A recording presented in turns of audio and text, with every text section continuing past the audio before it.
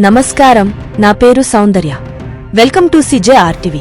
తాజా వార్తల విషయానికి వస్తే, జగన్ను మరోసారి గెలిపించడంలో వాలంటీర్లది కీలక పాత్రని వైకాపా ఉత్తరాంధ్ర సమన్వయకర్త వైవి సుబ్బారెడ్డి అన్నారు. వాలంటీర్లు, గృహసారథులు శక్తి వంచన లేకుండా పనిచేసి జగన్మోహన్ రెడ్డిని తిరిగి ముఖ్యమంత్రిని చేయాలని పిలుపునిచ్చారు. ప్రతిపక్ష పార్టీలు అమలు చేయలేని హామీలతో ముందుకొస్తున్నాయని, వాటిపై ప్రజలు అప్రమత్తంగా ఉండాలని సూచించారు. అల్లూరి సీతారామరాజు జిల్లా పాడేరులో ఆదివారం ఎన్నికల ప్రచార సభ నిర్వహించారు. ముఖ్య అతిథులుగా సుబ్బారెడ్డి, మంత్రి గుడివాడ అమర్నాథ్ హాజరయ్యారు.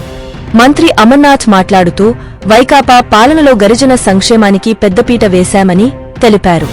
పాడేరు నియోజకవర్గ వైకాపా సమన్వయకర్త మత్స్యరాస విశ్వేశ్వరరాజు, ఎంపీ మాధవి, ఎమ్మెల్యేలు Bhagyalakshmi, Phalguna, ZP chairperson Subhadra, GCC chairperson Swatirani, మాజీ మంత్రులు పసుపులేటి బాలరాజు, మత్స్యరాస బాలరాజు, నాయకులు, వాలంటీర్లు, గృహసారథులు పాల్గొన్నారు.